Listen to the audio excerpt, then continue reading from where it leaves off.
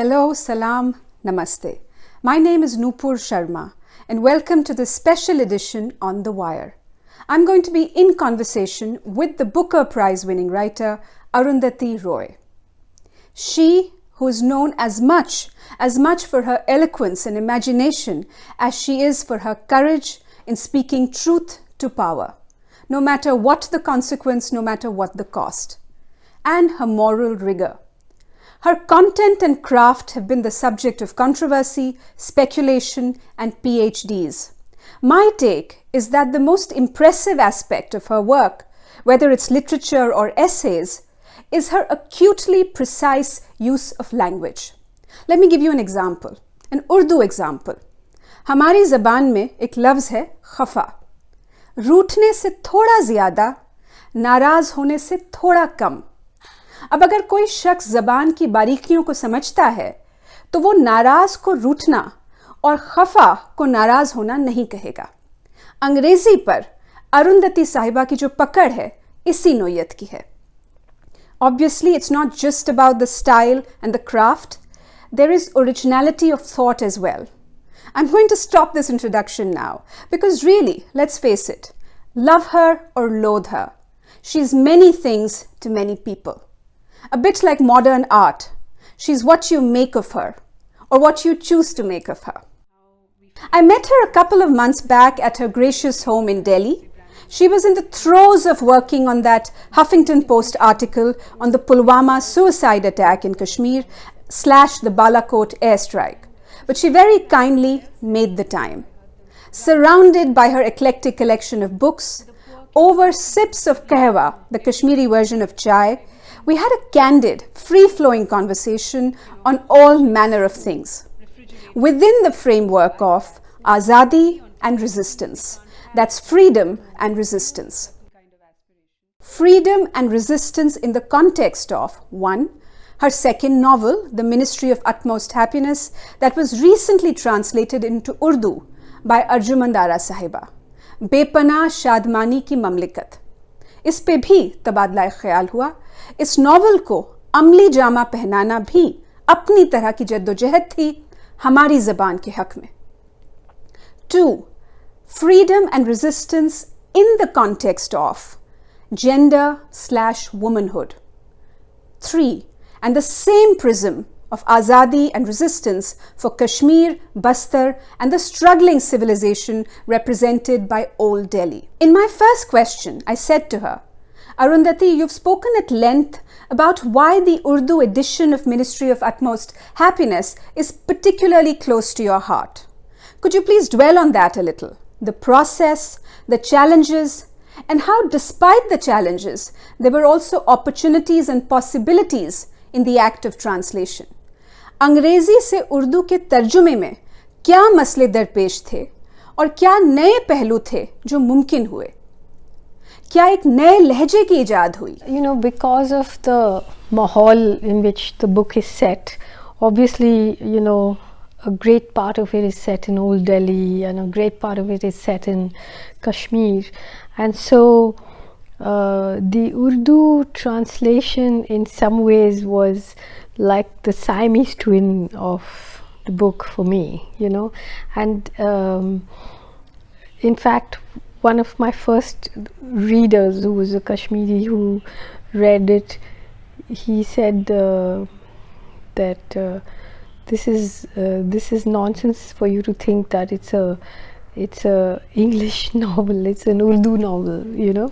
So for me, in any case, as a writer, I have always felt that, you know, translation is part of the primary act of creation for us who write in this subcontinent with all these languages. You know, they can, unless you're writing in some remote Adivasi village where nothing has intruded and you can write in purely one language.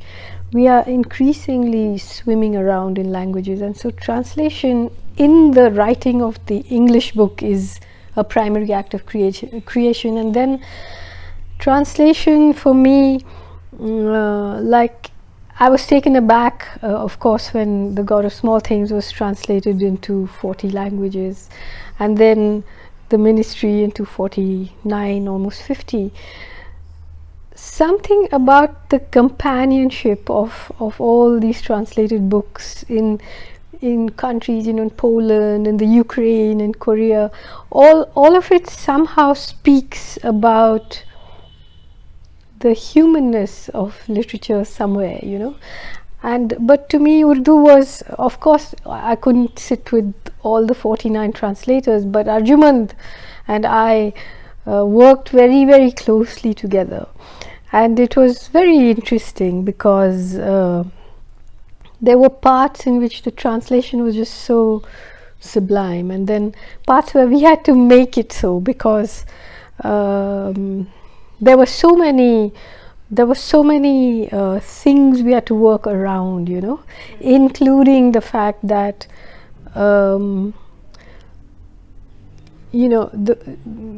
that I'm somebody who understands Urdu, but I understand it from my hearing it and speaking it and living with people on the streets, like in Old Delhi and so on. But that Urdu is quite different from what is acceptable as the literary language, So there was that negotiation about,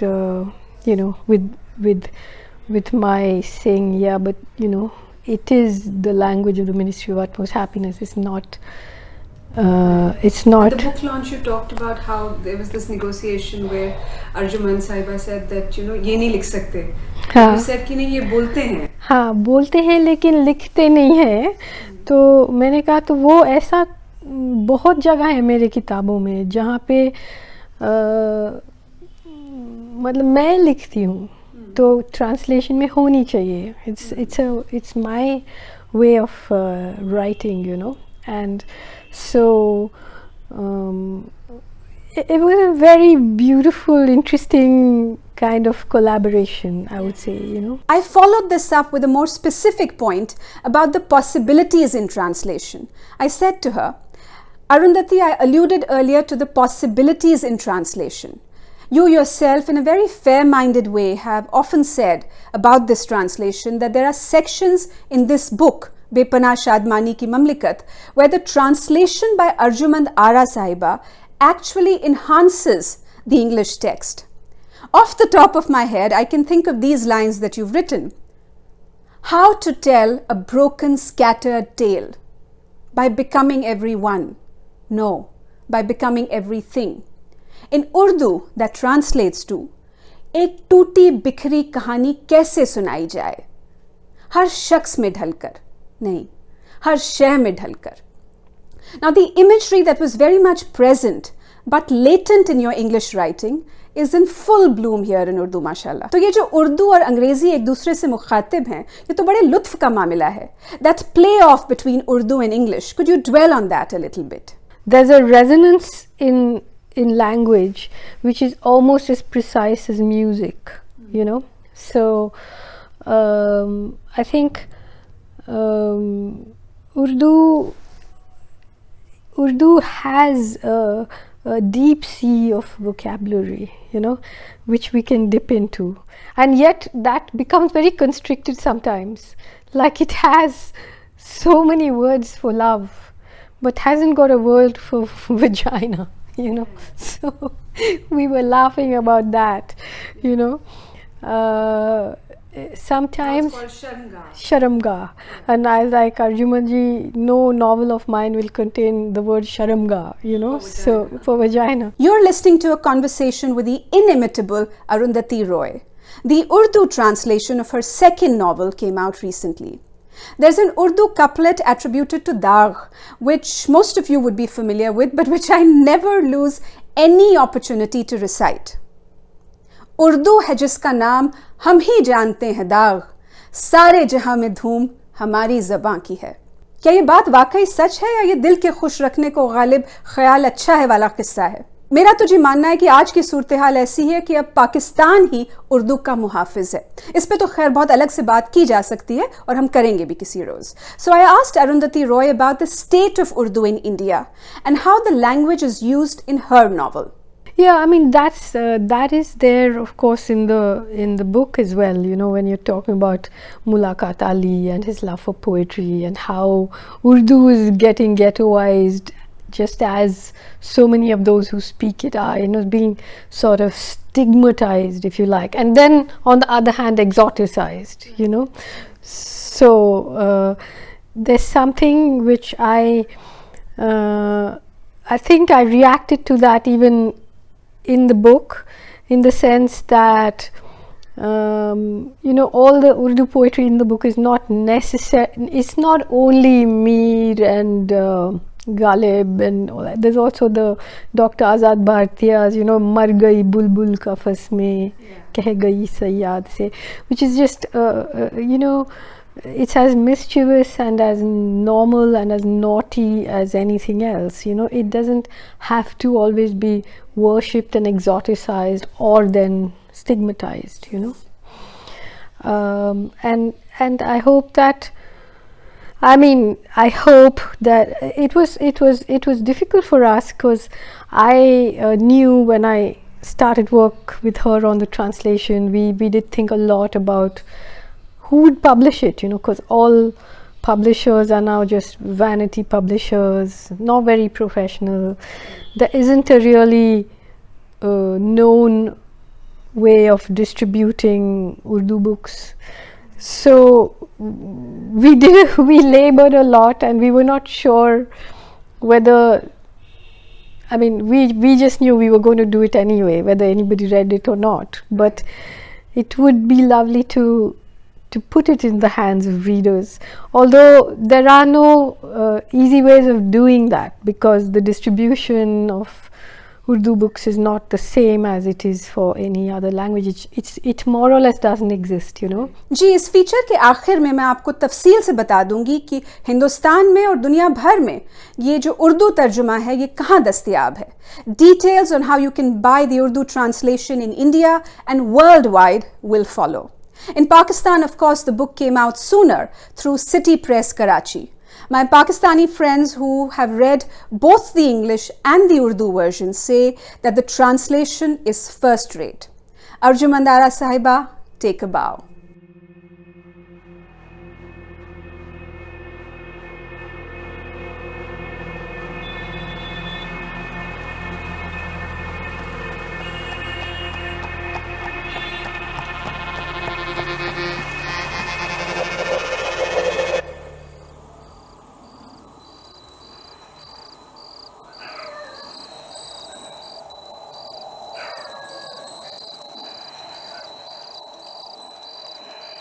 She lived in the graveyard like a tree.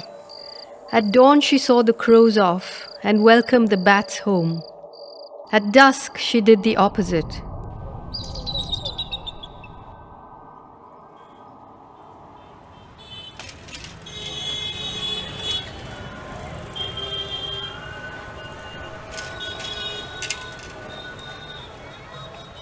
When people called her names, clown without a circus, queen without a palace, she let the hurt blow through her branches like a breeze and used the music of her rustling leaves as balm to ease the pain.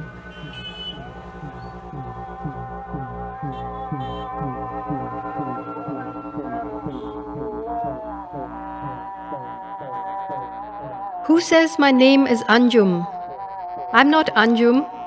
I'm Anjuman. I'm a mehfil. I'm a gathering of everybody and nobody, of everything and nothing. Is there anyone else you'd like to invite? Everyone's invited.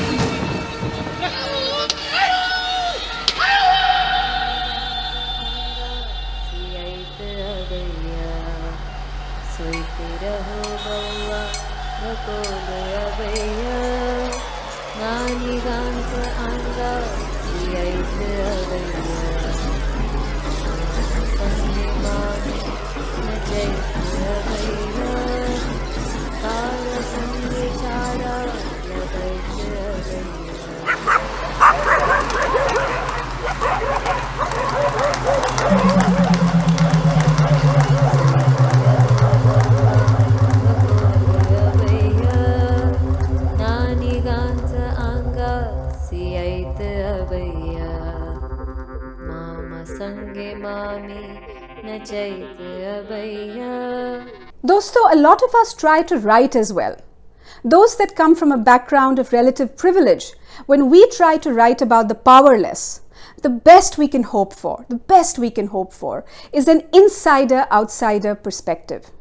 One really envies how attuned Arundhati Roy is to the shape of her characters' hearts, across borders, across divides of all sorts. Does she feel that her characters also have a representational aspect? यानी क्या हर किरदार किसी चीज़, किसी सोच, किसी नज़रिए की नुमाइंदगी करता है? I don't know. I mean, to me, I think that leads into all kinds of troubled spaces, because it's not, I mean, to me, each of the characters in the book is a unique person, you know, it's not a symbol of anything. And so it's in a novel, yeah, of course people, I mean, of course critics will talk about that, but for me, you know, for me the idea is that I'm telling a story which is, I think it's unusual and a difficult story and a complicated story. So on the one hand, I'm very, very pleased that it's been published in Urdu. On the other hand, I know that for people who are not readers of novels, and there isn't much that appears in Urdu that is like new as a novel, it'll be a little difficult. So I don't know, you know, but I just, you know, I'm just happy that we did it. I mean, perhaps just coalesced because I spent a lot of time writing this book, and I lived with these people in this house, you know, and I knew them very, very well. And I think like I said that day, that I needed to know them and what they would do in any situation, even outside of the story in the book, you know.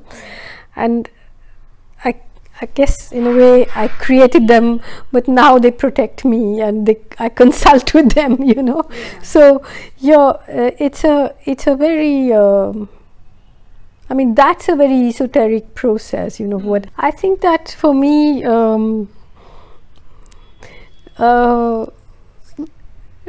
to be a novelist is to be everything, you know. So there are some very, very skilled novelists who write, you know, but the writing is pitched in a particular space, you know. For me, I love the ability to just move from, you know, something absurd to something serious, to something intimate, to something epic, you know. And to me, it's like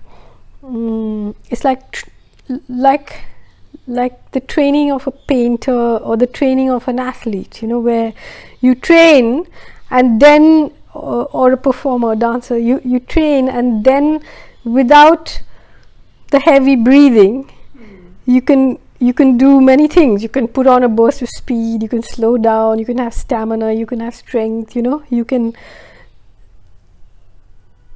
draw a line which is quick and accomplished, but that can only come from years of training, years of thinking, you know. So that's true of writing as well, you know.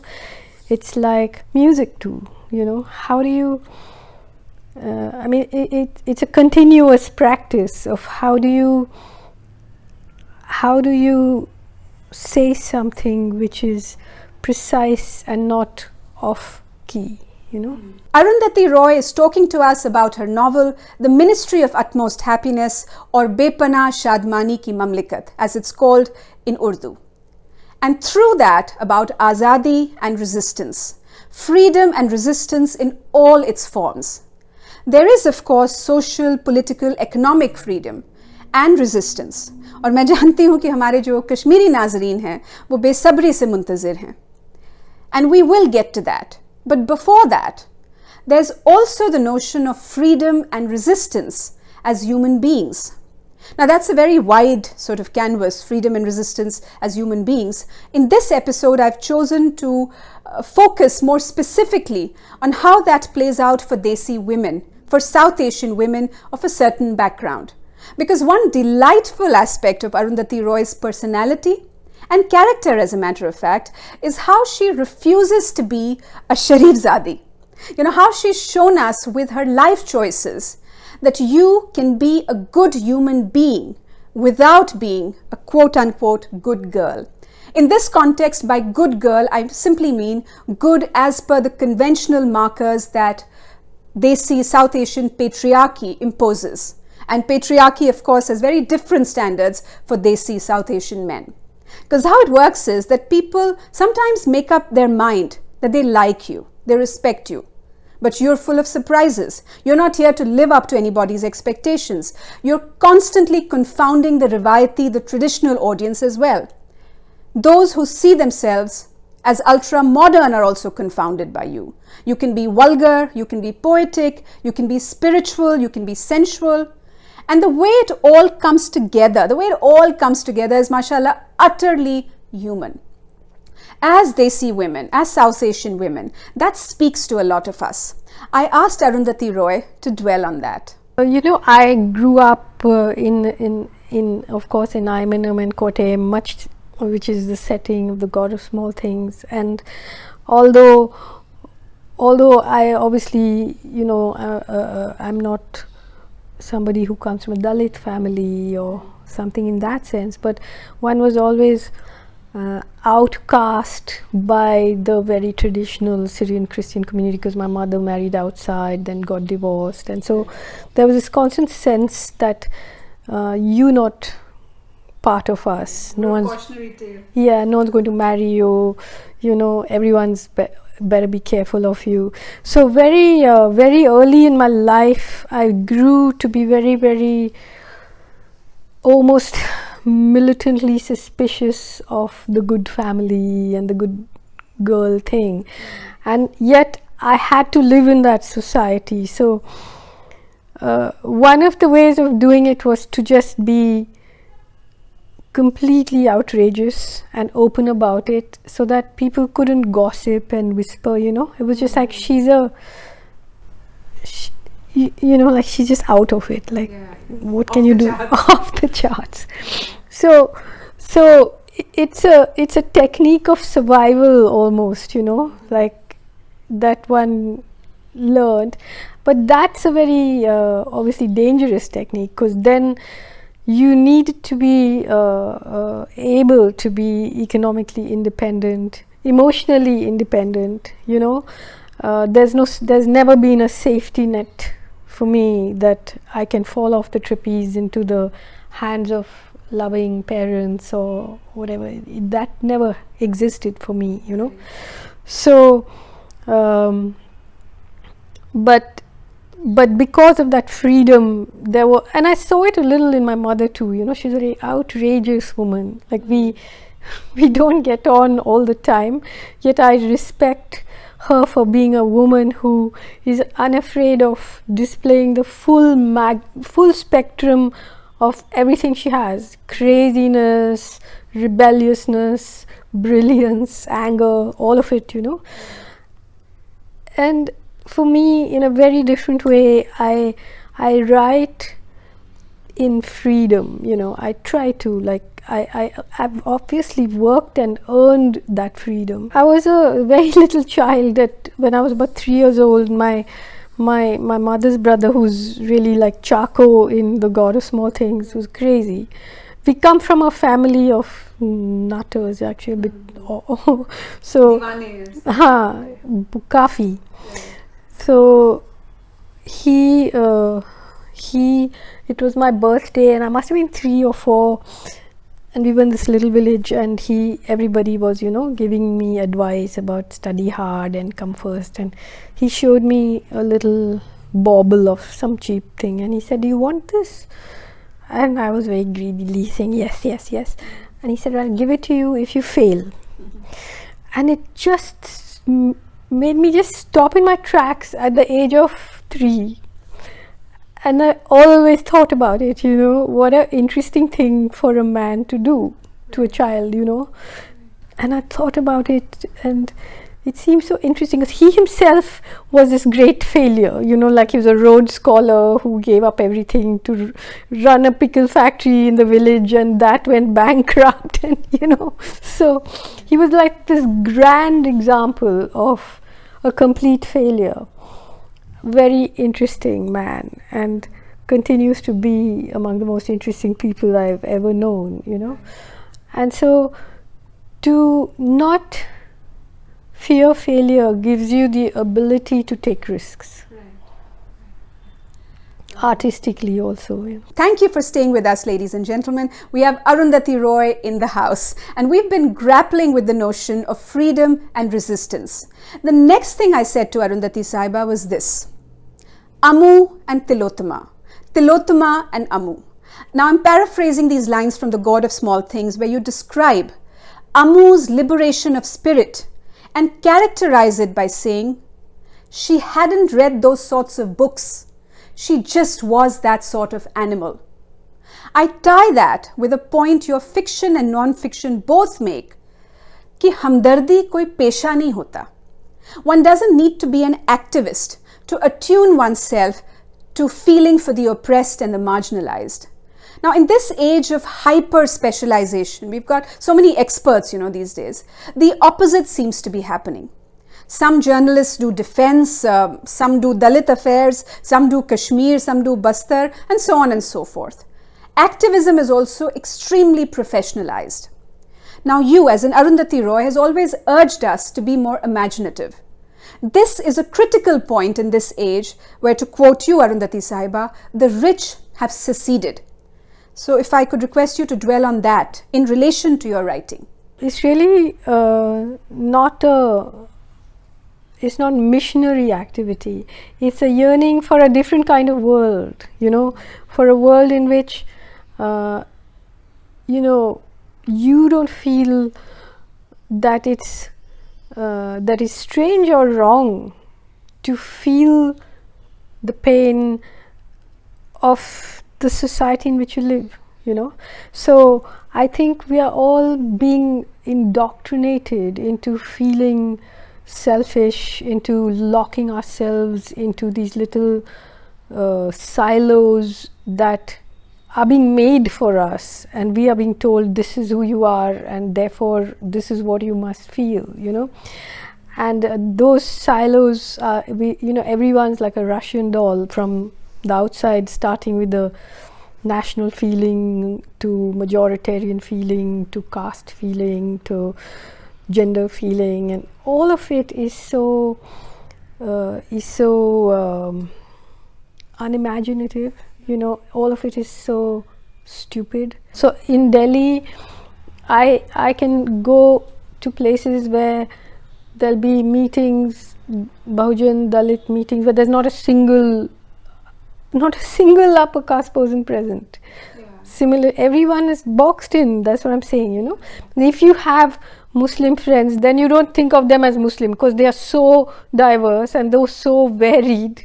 Yeah. Just like people don't go around thinking of their friends as Hindu friends because they are friends, That's a kind of dangerous thing that is going on, Again, like everything is divided into subjects, and then you kind of run around in the little space that has been allocated to you or that you have allocated to yourself. Whereas to me, you've got to understand the connections between caste, between Hindu right, between big dams in Kashmir, between cities and villages. This gives you the radical understanding, and this is what a novel can do, you know. There is what good novels generally do, and there is what the Ministry of Utmost Happiness more specifically does. People across cultures have found that the book speaks to them in similar yet unique ways. This aspect of the acutely local becoming the universal is so enlightening. Her characters are always pushing borders, and they form bonds across these borders. They're subversive. Oftentimes, they're people who've fallen off the grid and have come to be attuned to others outside the grid. These characters are constantly translating to each other, not just literally in terms of language, but it's also a distilling of experience. ये तजुर्बे और एहसासात का तर्जुमा भी है. Another interesting aspect from the perspective of being a writer is how the writer relates to her characters. Can any writer, not just Arundhati Roy, afford to be disgusted, for instance, by a militant and be fond of the army man, the Fauji, or be fond of the militant and be disgusted by the army man? Just using that as an example. Is it really that simple? Can a writer afford to like and be disgusted by her characters? You cannot afford simple emotions, you know, like, oh, I love this one, I hate that one, I feel disgusted by this one. You know, there isn't ever any single emotion in that sense, you know, although that doesn't mean that you don't have an opinion, but that opinion is never the opinion of necessarily an activist or a politician or even a journalist, you know, because it's like one of those wires that may come in the casing, but it has many endings, nerve endings, you know. My Kashmiri friends, for example, were so, when they read the book, I've spent so many years with them, so many hours with them, cooking, laughing, talking, crying, whatever. And yet when they read the book, they were like, you, all those years we were pointing here and you were looking there. What was that, you know? Yeah. So they said that's almost like you're some undercover operative, you know. But writers are peculiar people, you know, very peculiar, strange beings, I think. Kashmiri-English alphabet.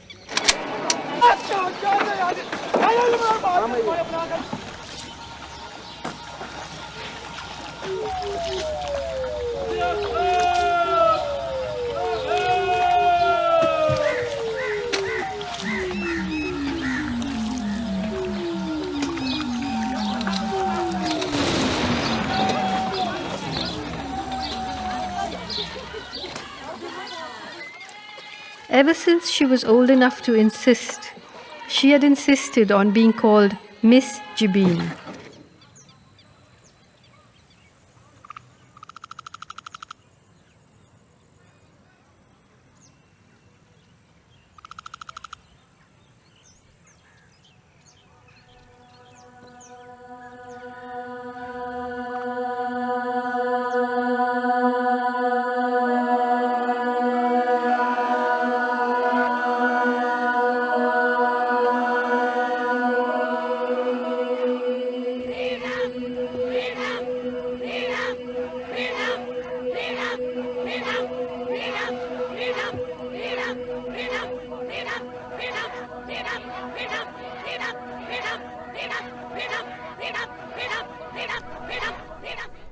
Now, one of the characters in the novel is described as having a perilous sort of sanity. Arundhati Roy is herself acutely precise and nimble in her use of language and etching the stuff of life. What grabs me is her highly developed sense of the ridiculous and the ability to locate injustice within that sense of the ridiculous. Now, speaking of injustice, in the context of, for instance, Kashmir and Bastar, I often ask myself this. There is so much suffering and injustice at play in Kashmir, in Bastar. Now, most Indians don't raise their voice against that. What has that done to us as human beings? When many Indians demonize the entire Kashmiri Qaum, when memes that talk about carpet bombing Kashmir go viral, what does that conduct, that mentality, that zehniyat do to those who indulge in it? Kashmiri जिस जुल्म और जबर का शिकार हैं वो तो है ही, उस पे ये सितम कि मेनलैंड इंडिया में कश्मीर को कार्पेट बॉम्ब करने की मीम्स वायरल होती हैं. जो लोग इस तरह की मीम्स फॉरवर्ड करते हैं उन पे खुद अखलाकी तौर पे क्या असर पड़ता है? I asked Arundhati Sahiba to dwell on that, that's part one, and then also on how a victim in one situation can be the perpetrator of injustice in another circumstance. Of course, I mean, the point is that a victim is not just one thing, that's a person who, if they were not a victim, would be a person who has all the myriad qualities of human beings anyway, So, in fact, the first time I wrote on Kashmir, I remember writing with a great deal of sadness of being present at one of the huge uprisings, being, so absolutely devastated by what was going on there, and yet on the other hand hearing someone chant Nanga Bhuka Hindustan Jaan Se Pyara Pakistan, and I was thinking, how can you not understand that those Nanga Bhuka Hindustanis are also being oppressed by the same machinery, So, see, I don't believe in this pureness of a victim, It can create such stresses, and in fact in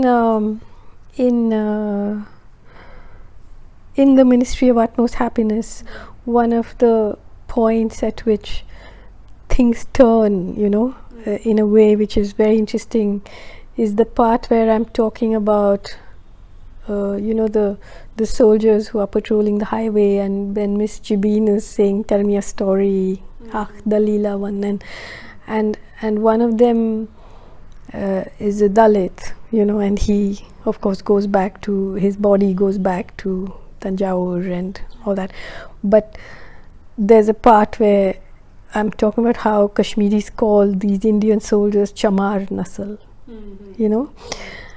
and because of the occupation and the weird inversion of a pale-skinned people feeling ruled by a dark-skinned one, these slurs are imbued with a kind of righteousness, so it's also complicated. So all I'm saying is that for me there's no such thing as a pure victim and a pure oppressor and all that.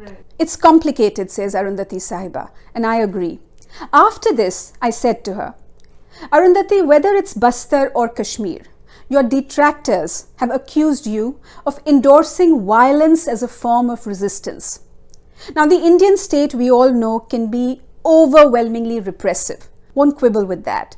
That said, responding with violence, what does that do to those who resist? You make a fair point when you say that people who are disempowered cannot afford the luxury of Gandhian resistance. You cannot boycott goods when you have no possessions. Can't pay no taxes when you have no income. So obviously non-violent resistance needs an audience which it doesn't always get. I get that in the case of Bastar. But more specifically in the case of Kashmir, how does it play out? And I ask this with all humility, because this truly is an evolving perspective for me. Don't you think that violence by its very nature will corrupt or pervert any movement, no matter how just, any tehreek? Well, obviously it does, but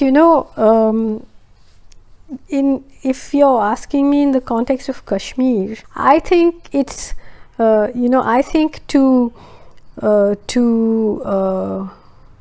agree that only the state is the legitimate perpetrator of violence is a very dangerous thing, right?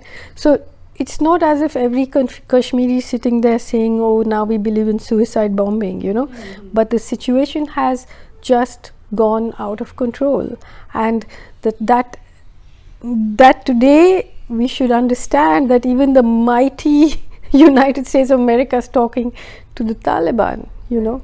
I say that there should be a situation created in which they can freely and fairly and fearlessly say what is it that they want. You know, that's what I say. I'm not obviously, how can I be a votary of an Islamic state? I'm not, you know.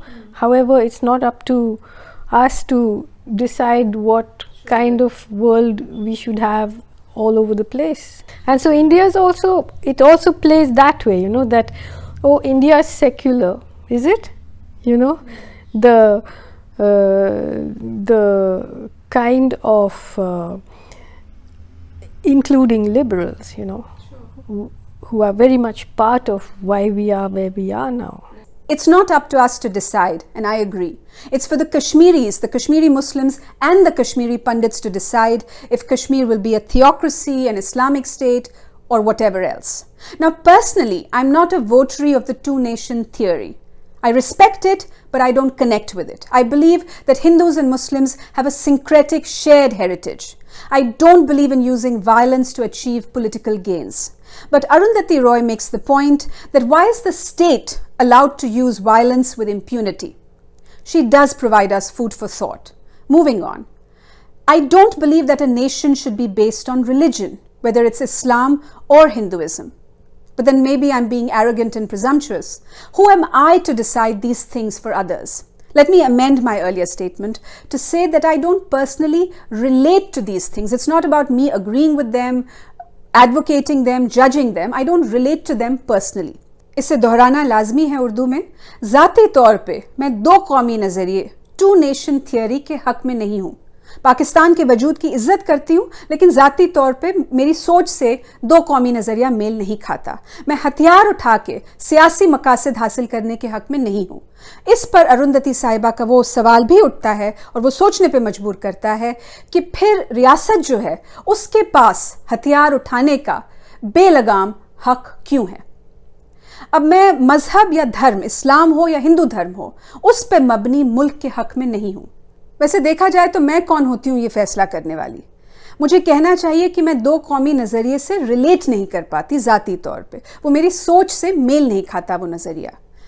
To nation theory हो या मजहब पे मबनी मुल्क हो, जो भी हो, ये मेरी ज़ाती राय है. इंसानी तौर पे हक़ खुद इरादियत एक बुनियादी हक़ है. किसी भी तहरीक के पीछे जवाज़ क्या है, जज्बा क्या है, ये आप अगर उनके जलसों में जाएंगे और वहाँ जो नारे बुलंद होते हैं उन्हें सुनेंगे तो आपको एहसास होगा कि इस तहरीक के पीछे क्या जज्बा है, क्या जवाज़ दिया जा रहा है. पाकिस्तान से रिश्ता क्या, ला इल्ला इल्लल्लाह, ठीक है जी, एक मजहबी नाता है, उससे भी एक एहसास कुर्बत पैदा होता है. ज़ाती तौर पे मुझे लगता है कि हम ज़बान, हम अदब होने से ज़्यादा उनसियत पैदा होती है, पर ये मेरी अपनी ज़ाती राय है, मैं किसी पे थोप नहीं सकती. पर जो दूसरा नारा है, भूखा नंगा हिंदुस्तान, जान से प्यारा पाकिस्तान, वो आपत्तिजनक है, काबिल एतराज़ है. माजरत के साथ मैं ये कह रही हूँ. या ये कहना चाहिए कि इस नारे का पहला हिस्सा नासमझी जाहिर करता है. जान से प्यारा पाकिस्तान तो जी ठीक है, love is never a problem, प्यार कभी मसला नहीं बनता. I also love Pakistan, I love Pakistanis, some of my best friends are Pakistanis. It's all good, love is all good. पर जिन भूखे नंगे हिंदुस्तानियों का आप मजाक उड़ा रहे हैं, ये भी आप ही की तरह मजलूम हैं. ये भी उसी निज़ाम के सताए हुए हैं. ये आपके साथी हो सकते हैं आपकी तहरीक में. बेशक इनकी नस्ल कुछ और हो. वो 60 की दहाई की एक फिल्म है, हिंदुस्तानी फिल्म थी ना, गुमराह, उसमें मशहूर मज़ाहिया अदाकार महमूद साहब, वो एक हैदराबादी किरदार अदा कर रहे हैं. हैदराबाद दक्कन का एक बंदा है जिसका किरदार वो अदा कर रहे हैं और उसमें वो गाते हैं पर्दे पर, हम काले हैं तो क्या हुआ दिलवाले हैं.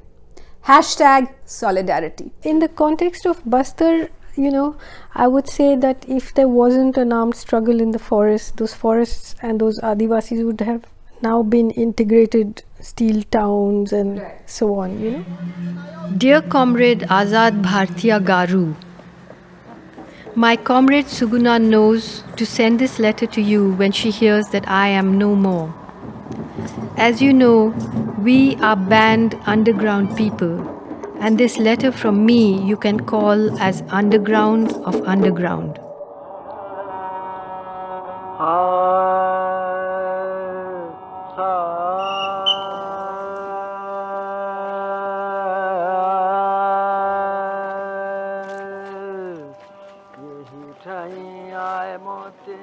Thank you, comrade, for reading this.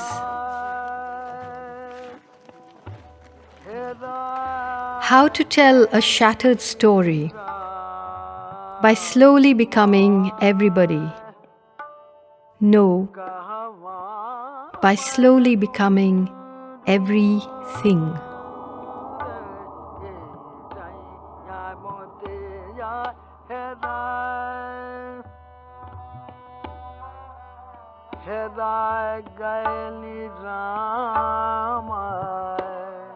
दूसरी बात ये दोस्तों कि अगर हम कश्मीरी हैं या हिंदुस्तानी हैं या पाकिस्तानी हैं, जो भी हमारी शहरियत है, जो भी हमारी पहचान है, हमारी पहली पहचान ये है कि हम इंसान हैं। किसी की भी मौत का जश्न मनाना हमें ज़ेब नहीं देता, शोभा नहीं देता।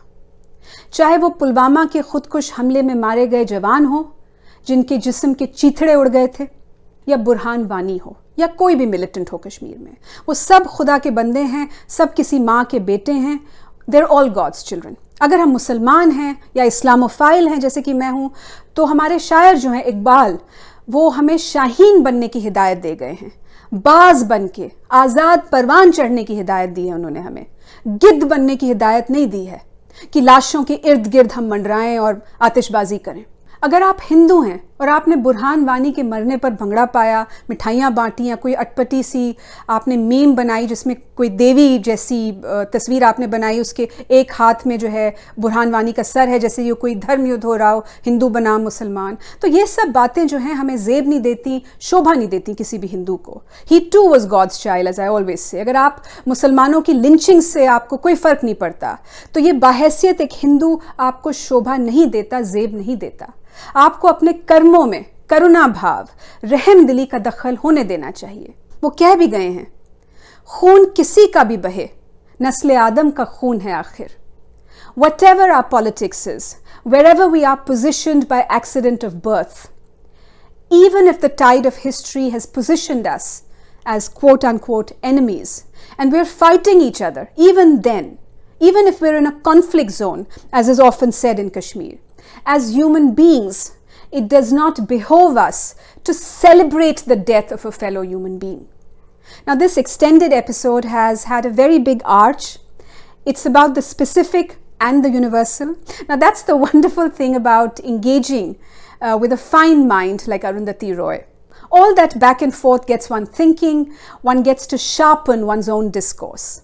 On that note, I'll take your leave, but not before I do two things. One, tell you where you can buy Bepana Shadmani Ki Mamlikat online. It's available on Amazon, bestbookzone.com and markmybook.com. The bookstores, the brick and mortar bookstores that have it are, there's in fact two in my city of Delhi, Hindi Bookstore and Maktaba Jamia Limited. In Hyderabad, there's Milind Prakashan. In Indore, Reader's Paradise. There's also an e-book option, the Kindle version, that is available on Amazon.in. Also, very quickly, a couple of people deserve special mention. Sanjay Kak Sahab, who very generously gave us his documentary film. Bahut shukriya aapka, Sanjay bhai. Sanobar Pandit, an associate of mine. We go back 20 years and she's really my go-to woman for perspective on all things Kashmiri. And last but by no means the least, Ikram Basra from Lahore, without whose support and perspective, I could not have pulled this off during what was a very hectic and challenging time for me personally. I'm sure the significance of their identities is not lost on you. In this mix is a Kashmiri Pandit, Sanjay Kak, a Kashmiri Muslim, Sanobar Pandit, a Pakistani, a Punjabi from Lahore, Ikram Basra, and there's me, an Indian from Delhi. Life has taught me to control my hopes. That's a phrase I'm actually borrowing from Arundhati Sahiba's first novel, The God of Small Things. I've learned to control my hopes in life. So I won't say that these energies coming together augurs that there will immediately be peace in our part of the world. It does, however, from a place very deep inside me, make me smile. It's been a tough last few weeks for me, so for now, I'll just take that and run with it. On that note, I take your leave. इजाज़त दें, अपना ख़ास ख्याल रखिएगा, अपनों का ख्याल रखिएगा. अगले महीने आपसे इंशाल्लाह फिर मुलाकात होगी. खुदा हाफिज़. नमस्ते.